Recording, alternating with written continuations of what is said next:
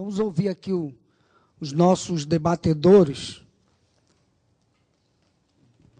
10 minutos, lembrando, a mesma tolerância, dependendo do estabelecimento aqui do diálogo. Vamos começar pela Maria, logo após Lourenço, e Berenice finaliza, ok? Na crise de 2008 e de lá para cá, quem tem mantido essa desoneração, as filantropias, a desoneração da indústria, enfim, todas elas é a Seguridade Social. E também dizer para você e para os meus companheiros e companheiras da grande dificuldade que a gente tem na discussão do Conselho Nacional da Seguridade Social. Esse conselho que existiu durante um determinado tempo, mas não era, de fato, um conselho dentro da concepção que nós defendemos, um conselho de exercício do controle social das políticas de seguridade, inclusive na questão do financiamento. Ele nunca existiu, mas ele existiu um conselho totalmente diferente na sua composição e no seu papel também, que foi finalizado em 2001 com Fernando Henrique Cardoso. E de lá para cá, mesmo no governo democrático popular, nós não conseguimos convencer os ministérios, tanto da saúde como da Previdência e o próprio MDS, da necessidade. Agora, o que é mais grave, na minha opinião, Eduardo, e companheiros e companheiras, que além de ter dificuldade em convencer o governo, e nós até entendemos por quê, quando você coloca os dados aí de como é que é feito o financiamento e por que não se faz o cálculo correto, não digo nem com gasto, mas daquilo que é investido no BPC, no Bolsa Família, no LOAS, né? Então, porque é investimento, não é despesa. É investimento no ser humano, é investimento na qualidade de vida, na inclusão social, na cidadania, né? Mas o problema maior que eu vejo é na dificuldade desse debate na sociedade civil. A sociedade civil não compreendeu ainda qual é o seu papel no controle social das políticas públicas, no controle social da assistência, da previdência e da saúde. E, principalmente, não consegue compreender que, ao a gente ter um Conselho Nacional da Assistência Social, que a gente vem brigando há muitos anos, se vocês pegarem todas as deliberações dos CONCUTs e mesmo da CNTSS, está lá, Conferência Nacional de Seguridade Social, Conselho Nacional de Seguridade Social, Fórum Social Mundial, nós fomos para lá, brigamos. Conseguimos fazer uma reunião com os dois conselhos, que é o Conselho da Assistência e o Conselho da Saúde, tentando dialogar com a Previdência, de fazer um trabalho conjunto para a gente ver se viabilizava. Documentos foram feitos em nome dessa entidade da CUT, solicitando ao ministro, o ministro então Padilha, né? Reuniões nós fizemos com ele, né, Sandro? Onde a gente solicitou, por parte do Ministério, deste governo, que houvesse um diálogo mais incisivo para a construção desse conselho, entendendo o que significa que a gente precisa cumprir a Constituição. E que a única forma, de fato, da gente fazer cumprir pelo diálogo e não jurídico, seria a gente envolver os atores sociais e entender, porque nós que somos do serviço público e que somos trabalhadores, funcionários públicos, federais, estaduais, municipais, ou mesmo o setor privado da saúde que é conveniado ao SUS, o setor privado ou filantrópico da assistência, mas que agora veio para a política de assistência, né? Deixou de ser um assistencialismo. Nós precisamos fazer com que essas coisas elas aconteçam de forma que também, ao valorizar a política, valorizar o cidadão, nos valorize também. Porque se nós temos que fazer a prestação desse serviço e compreender esse processo, nós também queremos ser valorizados. Mas, assim, a gente não consegue ter esse espaço para esse diálogo, porque não há compreensão da sociedade civil e não tem tido interesse por parte dos governos. Não vou generalizar, dizer que são todos. Uma parte até tem interesse, mas a grande parcela não compreendeu isso. Então, eu vejo que continua sendo um grande desafio. Nós conseguimos a Constituição de 88, um avanço muito grande.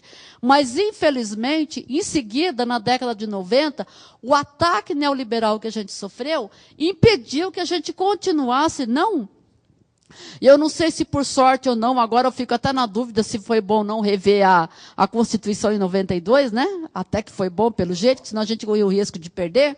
Então, há males que vêm para bem. Mas, de qualquer forma, a gente vê o quanto que nós perdemos com isso. E a gente percebe isso, gente, quando a gente olha para os outros países. Não só os países em volta da gente, mas quando a gente olha a Europa, quando a gente olha os Estados Unidos, a situação que está lá.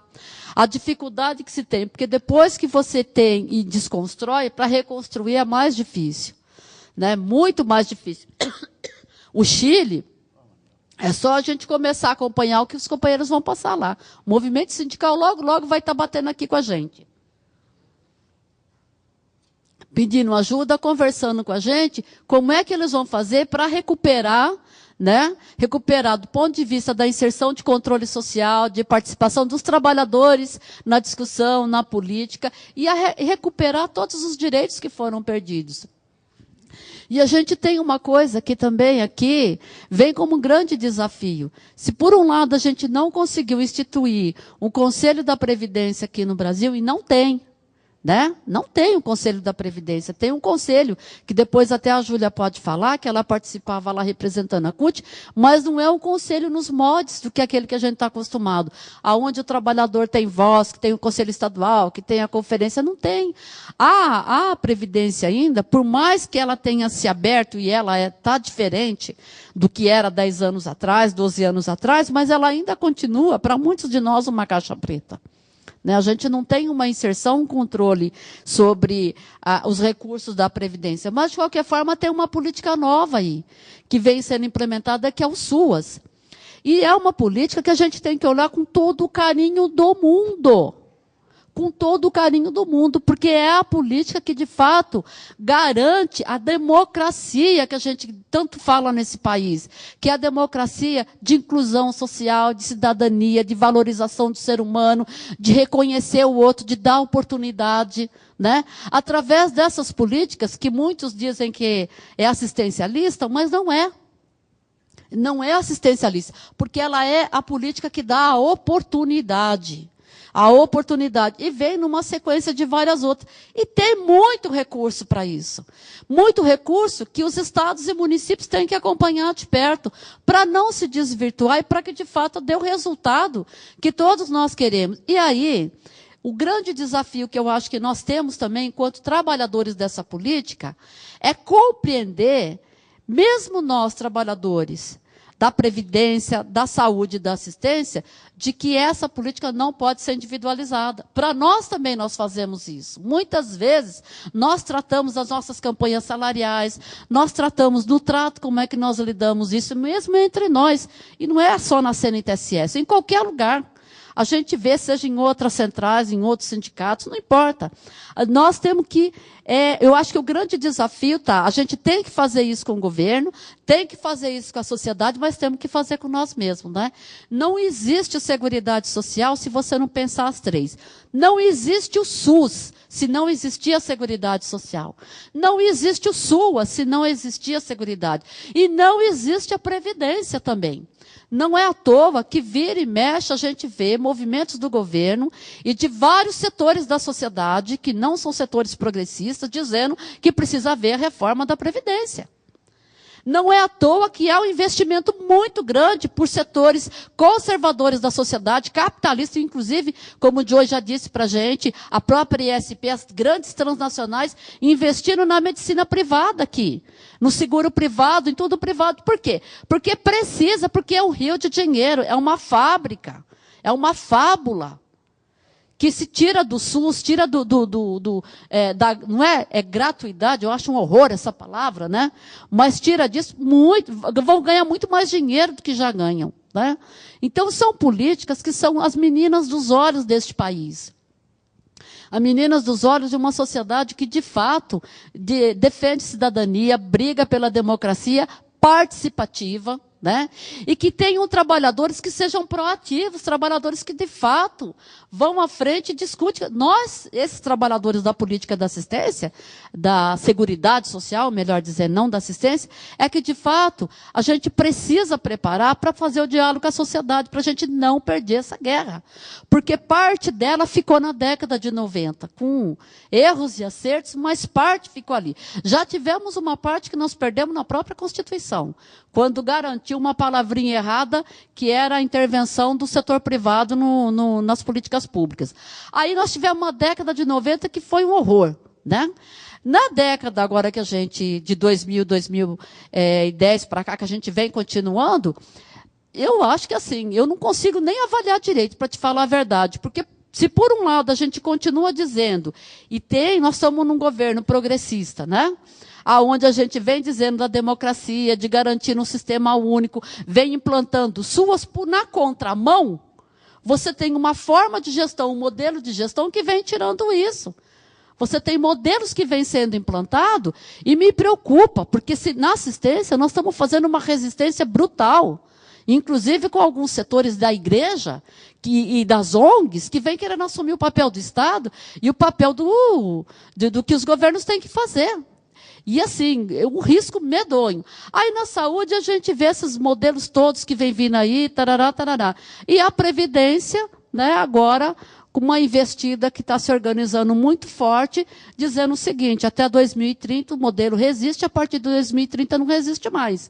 Fora isso, um modelo de previdência complementar no setor público, que segundo alguns estudiosos é o mais perverso que existe. Mais perverso do que o modelo que a gente tem de previdência hoje, que é ainda que a gente discorde com o teto, né? Mas o modelo de previdência para o serviço público, seja ele para o setor federal, seja ele para os estados, cada um está fazendo o seu, os municípios, é perverso. Então, é assim, e a gente não consegue dialogar sobre isso, né? Então, eu vejo o seguinte, eu não tenho absolutamente nenhuma discordância daquilo que você traz, ao contrário, eu vejo que isso traz mais elementos para a gente tratar esse assunto com muito carinho, com muita responsabilidade, mas também você já traz, inclusive, propostas do que esta confederação pode fazer enquanto uma entidade nacional da Seguridade Social, porque ao tomar essas propostas como nossas e trazer, e se a gente levar para a nossa central, para os demais ramos de atividade, elas se refletem na política, se refletem na valorização do serviço, da política do serviço, e é claro que se reverte também na valorização dos servidores. Porque se tem uma coisa que não substitui por máquina e por tecnologia, é a aplicação das políticas da seguridade. Por mais tecnologia que você tem, à frente, à ponta, tem que estar o servidor, tem que estar o trabalhador da saúde. Então, ou a gente faz isso, olhando esse cenário, esses desafios, até para nos valorizar, ou nós vamos perder o bonde da história. E, para terminar, para fechar, a maior prova disso foi a discussão do piso de proteção social na OIT, aonde todos os países da Europa, os países de primeiro mundo, se uniram para arrebentar com a concepção de seguridade social que a gente tem e reduzir a Seguridade Social enquanto política de cidadania, de inclusão social, de oportunidades, ao meramente um valor do Bolsa Família, como se o Bolsa Família fosse a política como um todo e resolvesse tudo. Então, a gente teve que brigar muito para resistir, fazer muita articulação com os demais países, mas se a gente não olhar de outra forma, enquanto a gente cresce por um lado, construindo a política, por outro lado, você vê movimentos que vêm desconfigurando e as pessoas não vão se apercebendo. E nós que somos trabalhadores que estamos no meio, muitas vezes não conseguimos articular também, nem a sociedade civil, né, que estão nos conselhos, não consegue compreender e articular por que a gente precisa ter essa concepção de seguridade para fazer esse enfrentamento mesmo. Então, a minha contribuição aqui para o debate em cima da tua exposição é de total concordância e dizer que a situação eu vejo com muita gravidade, com muita preocupação, e que nós temos que ter esse olhar, porque se a gente não tiver, não é só o serviço público que vai ter problema, mas sim a concepção de democracia, a concepção de país cidadão que a gente tem, a concepção de um sistema de inclusão social que a gente conquistou e que poucos países no mundo têm aquilo que nós fizemos. É isso. Obrigada.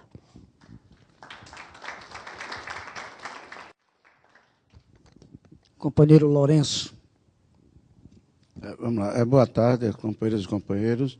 Eu vou fazer minhas palavras da Maria. A gente não tem discordância, né, enquanto debatedor, mas sim concordância com praticamente tudo que o professor trouxe e quais os elementos hoje que configuram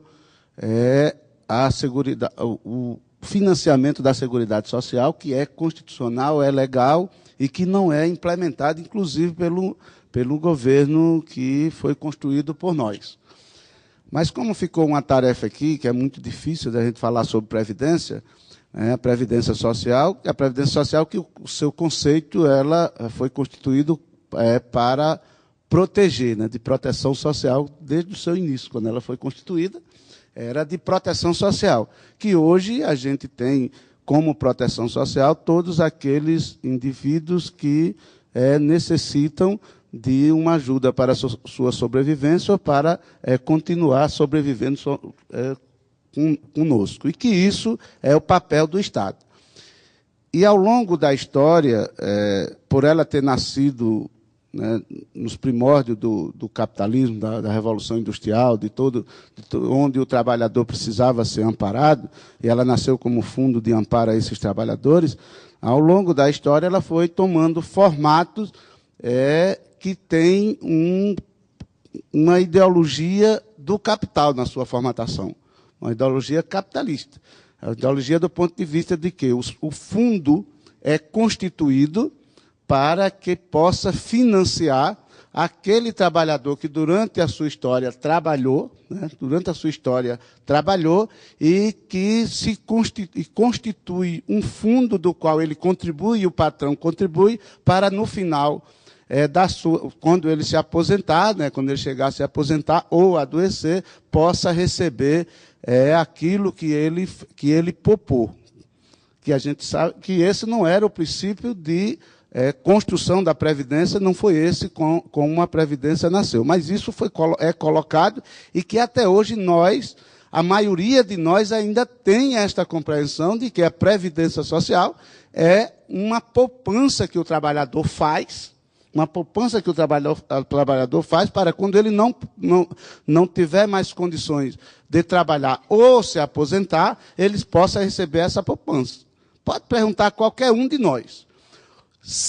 Como esse viés é o que a maioria da sociedade compreende, ele é um instrumento do capitalismo, para os capitalistas e para aqueles que querem obter mais recursos. Como ele é um instrumento do capitalismo, ele não tem nenhum perdão com relação a dar proteção social à sociedade, ao trabalhador brasileiro e ao povo brasileiro. Por quê? Porque a ótica da Previdência Social no Brasil é a ótica da mais-valia. Por isso que ela tem que ter superávit, que ela tem que ter lucro, ela tem que dar lucro, e se não tiver lucro, ela tem prejuízo.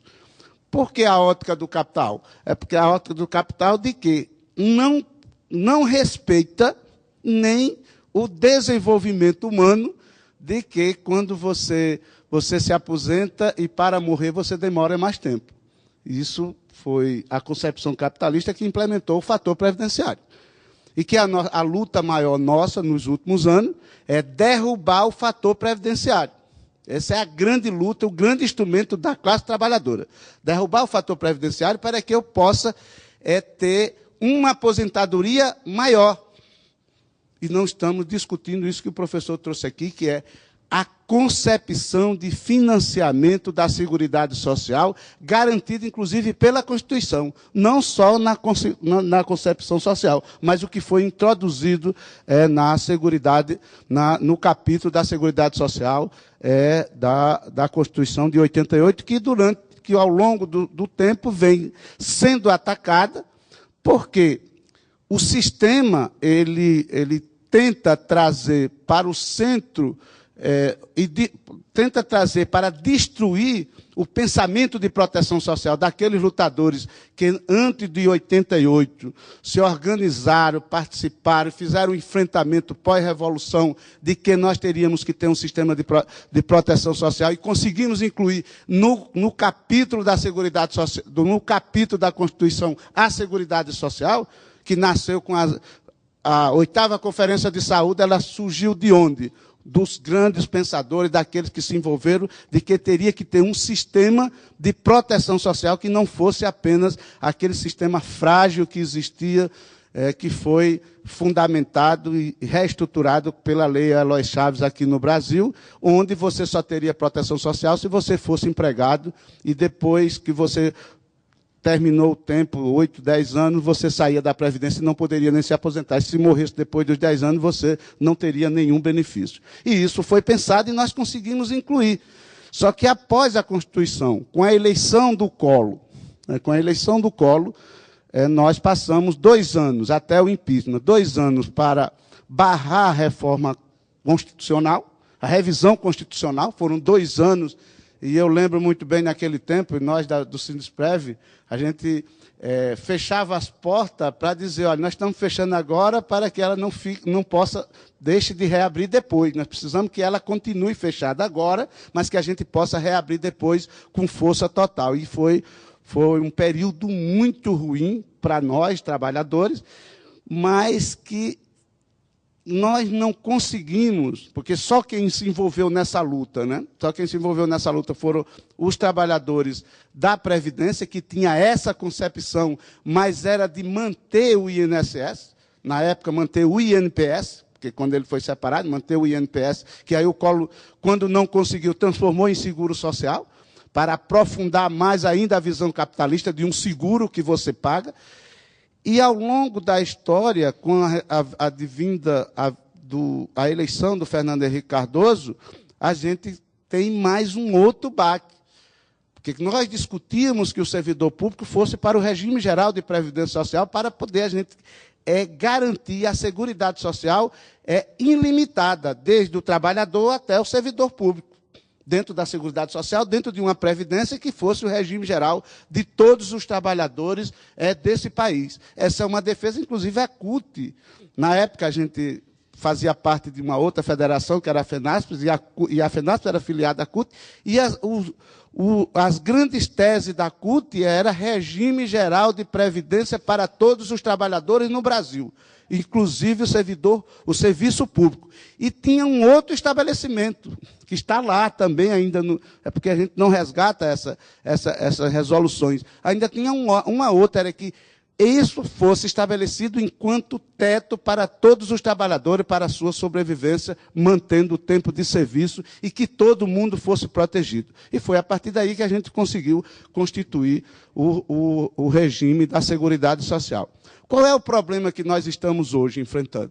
Nós estamos enfrentando hoje uma questão, que é a desoneração, tudo isso que como a Maria colocou aqui, desde a construção de Brasília, né, que antes já teve o financiamento da ditadura Vargas, desde o financiamento da ditadura Vargas até agora, foi dos fundos de previdência naquela época, e durante o período da ditadura militar foi do INSS, foi do INPS na época. Tudo isso foi sempre financiado pela Seguridade Social. O desmando que aconteceu nesse país de você não cobrar R$1 de imposto do grande latifúndio desse país, e a gente ter um contingente de milhões de trabalhadores rurais que morreram sem ter proteção nenhuma, e que foi constituído na época o Fundo Rural, que os militares tiveram tanta vergonha que implementaram o Fundo Rural, é recurso da Previdência Social, e que foi a partir daí que deu base para que a gente pudesse constituir essa proposta de Seguridade Social. Hoje, nós temos a luta pelo fator previdenciário. Hoje, nós temos a luta das previdências próprias, que todas elas estão falindo, inclusive a do governo federal. Por quê? Porque não tem R$1 para nada, é pago na folha direta. O governo federal ainda tem a perspectiva de dizer que a lei de responsabilidade fiscal tá certo? Não consegue atingir a reposição ou reajuste para os seus trabalhadores, porque também é tão pequeno, mas também não fere a lei de responsabilidade fiscal. Mas os estados e municípios desse país, o grande argumento é de quê? Porque eles pagam a previdência própria com recursos dos trabalhadores ativos, é de dizer que não consegue dar nenhum reajuste para os seus trabalhadores, porque a lei de responsabilidade fiscal não permite. E é justamente por quê? Porque, ao longo do tempo, jamais fizeram constituir o fundo de previdência própria dos trabalhadores do serviço público. O segundo momento que a Previdência vive hoje, e que a gente, eu concordo com o professor, mais uma vez, concordando, além dessas propostas, mas a proposta que a Maria coloca da gente disputar com a sociedade os rumos da Seguridade Social. E trazer para a consciência da sociedade de que a Previdência Social ela não é um seguro, nem é uma poupança, mas sim ela é um benefício que tem que ser um benefício social, de proteção social. Ela tem que estar dentro da Seguridade Social como um benefício de proteção social para todos os trabalhadores. Por quê? Porque hoje, alguém já escreveu de que nós temos que parar as pesquisas para prolongar a vida do trabalhador e da sociedade, porque cada vez que você aumenta a perspectiva de vida, diminui a condição da aposentadoria de cada trabalhador. Então, alguém já colocou que tem que se conversar com os pesquisadores que dizem, olha, nós temos que estabilizar, tá certo, a vida, né? Tem que estabilizar a perspectiva de vida para que você possa ter uma aposentadoria melhor. E essa é uma luta inglória. Por quê? Porque nós estamos discutindo a previdência dentro dos marcos do capitalismo com a visão capitalista. Com a visão capitalista e não com a visão só de proteção social. Então, eu acho que a CNTS-S tem debatido isso, é importantíssimo um seminário como esse, a gente fazer provocações, tá certo? Vai essas provocações aí, a gente ir para dentro da CUT, porque, para vocês terem uma ideia, eu estava lendo lá no Zafarrábio, da Previdência Social, não para vir para cá, né, porque eu não vinha debater nada, eu vinha só conversar, aqui, como a gente está conversando, mas para ver algumas posições que a gente toma. O fator 8595, ele foi estabelecido por um dos cidadãos que, na época, destruiu e aprofundou a Previdência, que foi Reinaldo Stephanie. A proposta dele de reforma constitucional na revisão era o fator 8595.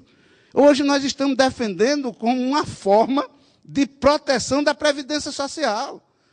Vocês estão entendendo? Então, a gente precisa resgatar essa história. Tem muito documento, tem muitas resoluções que a gente pode trazer a Previdência Social para dentro do sistema da Seguridade Social. Por fim, dizer que a nossa proposta, naquele tempo eu era menino pequeno lá em Major Isidoro, a proposta dos trabalhadores e da sociedade brasileira era de que a Seguridade Social tinha que ser o regime de proteção social, incluindo a Previdência dentro desse tripé, e que fosse fundado e implementado nesse país o Ministério da Seguridade Social, porque só assim você poderia unificar a política. A nossa proposta era essa, que a gente abandonou essa bandeira.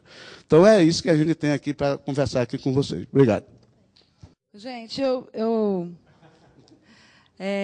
só queria dizer que, vou começar pela última fala aqui do companheiro Lourenço, que dizer que é importante, né, a importância desse seminário, porque foi aprovado na reunião de direção, né, que a gente tivesse seminário de formação e que aproveitasse os encontros da direção para esse seminário. Então, parabenizar aí a Secretaria de Formação, né, Ribamar, que já começou com o seminário de Seguridade Social, que foi o primeiro apontado. Eu queria dizer, assim, é muito difícil falar, né, depois todo mundo já falou sobre a Previdência, sobre a assistência social, mas eu queria começar fazendo uma reflexão sobre a saúde pública, sobre o Sistema Único de Saúde, né, que também está nesse tripé aí da Previdência Social. Então, quando o SUS foi pensado, como diz o professor, a intenção, né, das pessoas era de pensar um estado de bem-estar social. E quando a saúde pública foi pensada universal, igualitária, integral, com a participação social, foi que a participação social foi para concretizar esse estado de bem-estar social, né? Foi para que a população pudesse dizer que estado, que ela quer defender esse estado de bem-estar social. E como as elites jamais aceitaram a discussão desse estado de bem-estar, todas as políticas do estado de bem-estar social sofrem ataques cotidianamente, todas. Mas na saúde, ela sofre ataque e também apoio dessa própria elite. Por quê? Eu queria pensar no sentido do seguinte. A saúde pública, ela vive hoje, é uma dicotomia. Quando a Constituição aprovou a saúde pública, né, o Sistema Único de Saúde, ela aprovou também a saúde ser livre para a iniciativa privada. Então, os planos, os seguros, saúde, eles podem atuar no Brasil livremente. É permitido na Constituição isso.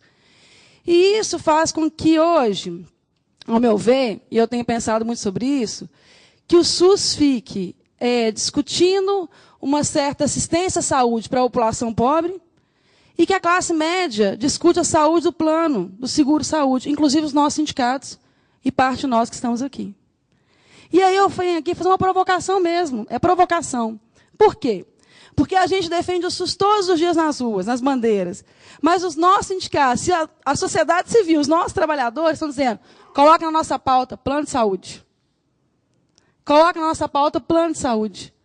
E eu tenho pensado insistentemente e tentado convencer os trabalhadores em todas as lutas que eu tenho participado que essa não deve ser a nossa pauta, que a nossa pauta, a luta é a defesa do Sistema Único de Saúde. Mas, ao mesmo tempo que nós temos isso, nós temos o mercado que controla uma parcela da saúde que também depende do SUS para viver. Porque o mercado vende vacina para quem?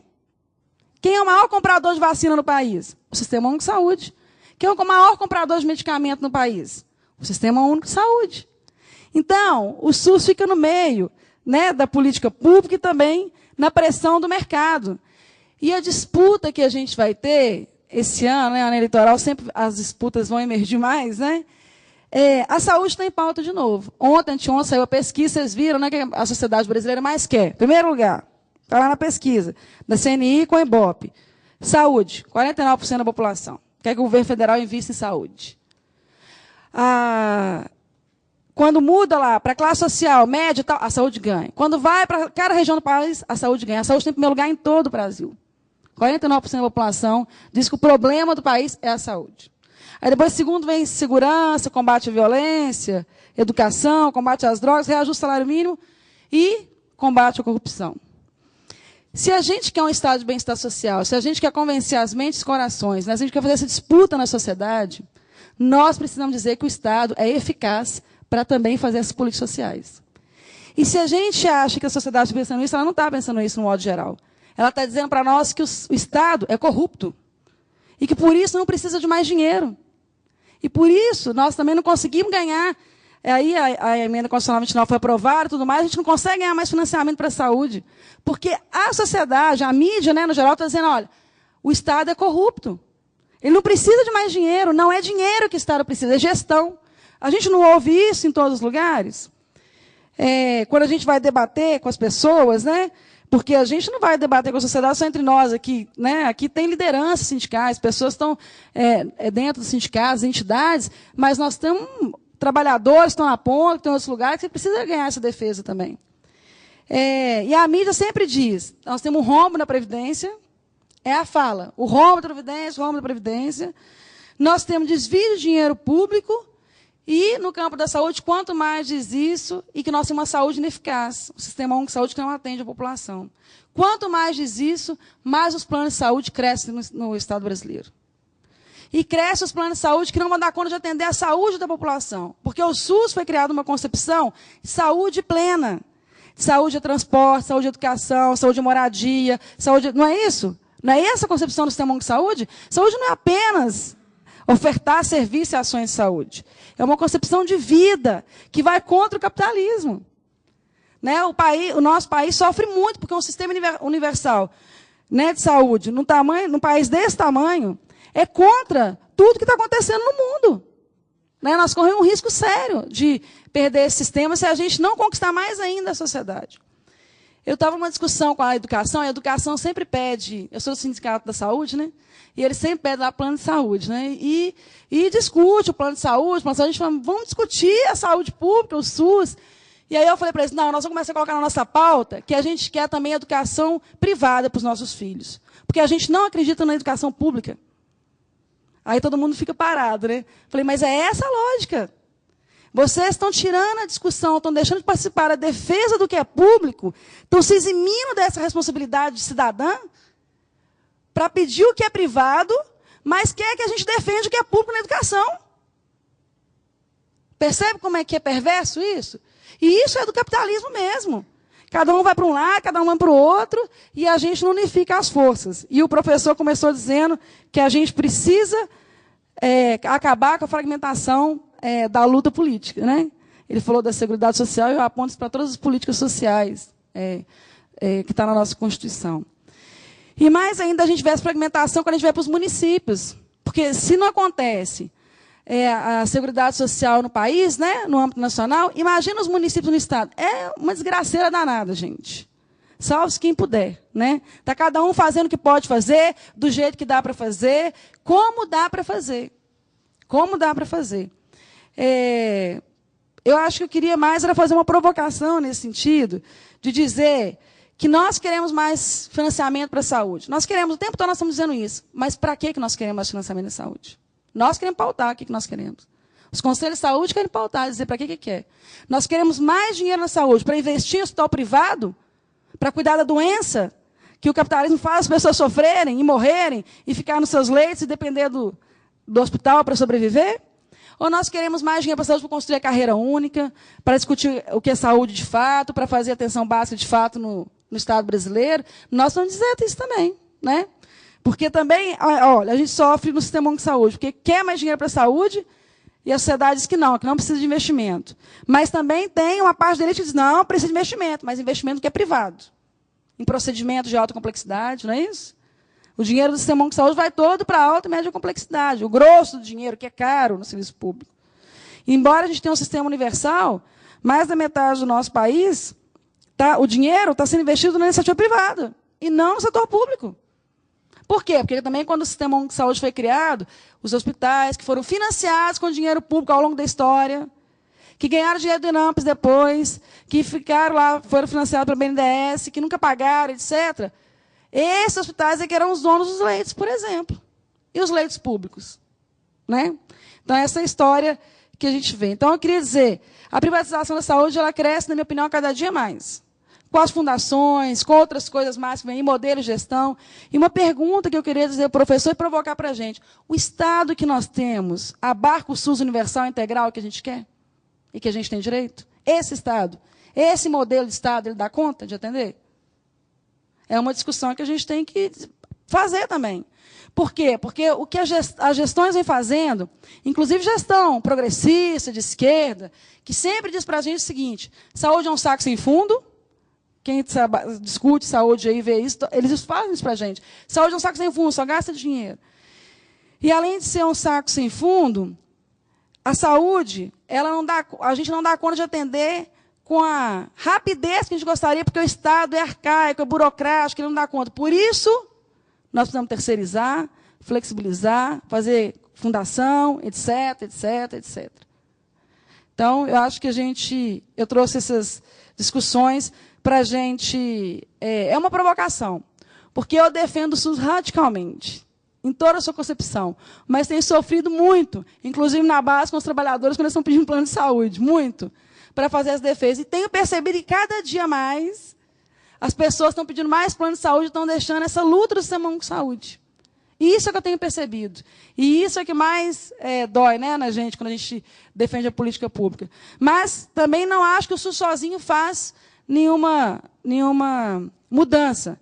Se a gente não tiver na Seguridade Social, assistência social, a Previdência Social, fizer a defesa dessa política conjunta, nós estamos correndo sério risco do Estado de Bem-Estar Social, que nem foi implantado, deixar de existir no país. É isso que eu queria dizer. Obrigada.